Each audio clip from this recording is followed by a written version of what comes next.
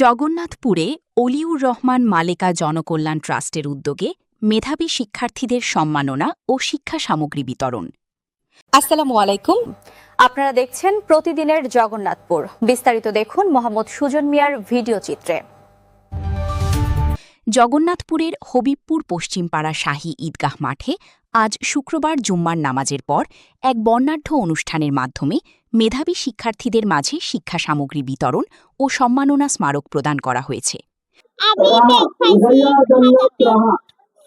কলম পাইছি, কেক পাইছি, পাইছি, আমি অনেক খুশি।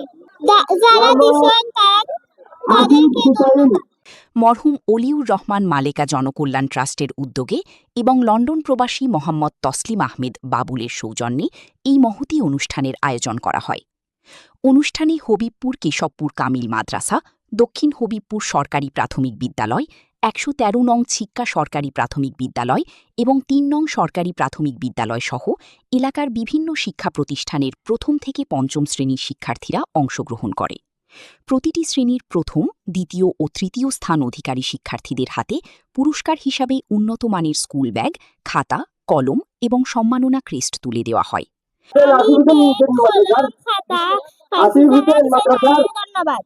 শিক্ষার্থীদের পাশাপাশি এলাকার বিশিষ্ট মুরব্বী, গুণীজন ও সমাজসেবকদের সমাজসেবায় বিশেষ অবদানের স্বীকৃতিস্বরূপ সম্মাননা ক্রেস্ট প্রদান করা হয়।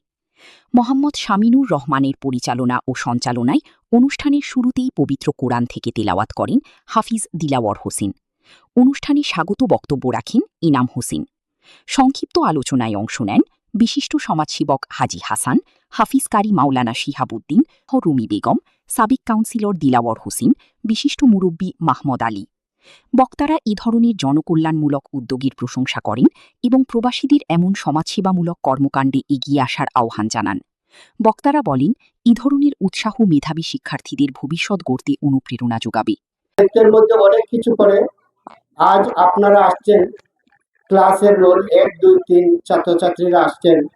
এটা আরো অনেক ছাত্রছাত্রীরা ভাবছে যে হয়তো আমরা আসতে পারি নাই।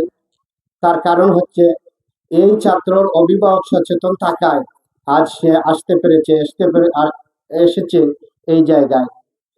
আজ এই মালেকা অলিউর রহমান ট্রাস্টে যেভাবে উদ্যোগ নিয়েছে, হয়তো আরো অনেকে এভাবে উদ্যোগ নিতে পারত, কিন্তু আমি ধন্যবাদ জানাই যে এই মালেকার অলিউর রহমানের যে পরিচালনায় যে বাবুল আহমদ লন্ডন প্রবাসী, তার উদ্যোগটা এত মহৎ। এই উদ্যোগের কারণে আজ আমরা এখানে এসে কথা বলতে পেরেছি। আরও উপস্থিত ছিলেন পিরোজ আলী সাহিব, সভাপতিত্ব করেন সাহিব আলী, মাহমুদ আলী, টুনু মিয়া, আনোয়ার হোসেন, সাংবাদিক মোহাম্মদ সুজন মিয়া, সাংবাদিক তৈবুর রহমান, সুলতান মিয়া, শাহান আহমদ, নাইমুর রহমান রাহি, রিপন আহমদ, আবু সাইদ, রিদওয়ানা আমিন শিহাব, সুমন আহমেদ, হুমায়ুন কবির, মিসবাহুল ইসলাম চৌধুরী, হারিসুদ্দিন আফাজ, নাজিমুর রহমান, ফুল মিয়া, সুমন মিয়া, আরিফ আহমদ, রাজন আহমদ, আরমান আহমদ, শুভ আহমেদ, আবু নাহার, আবু তালিব, নাইম আহমেদ, মহিবুর রহমান, জিরু মিয়া, হাবিবুর রহমান, নাইম হোসেন। পুরস্কার ও সম্মাননা পেয়ে শিক্ষার্থীরা তাদের উচ্ছ্বাস প্রকাশ করেছে।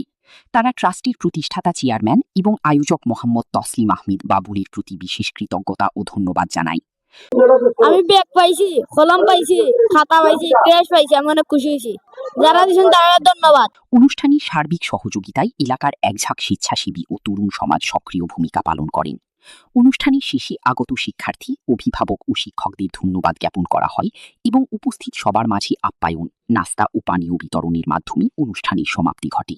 তার প্রতি একটু অগ্রাধিকার দিতে হবে এবং আমি চাই এই গ্রামে একটি পাঠাগার তৈরি হোক এবং পাঠক তৈরি হোক এবং সবাইকে, শুধু নারী নয়, সবাইকে শিক্ষার দিকে এগিয়ে যেতে হবে এবং এই গ্রামটি হচ্ছে সম্মানীয় গ্রামটি।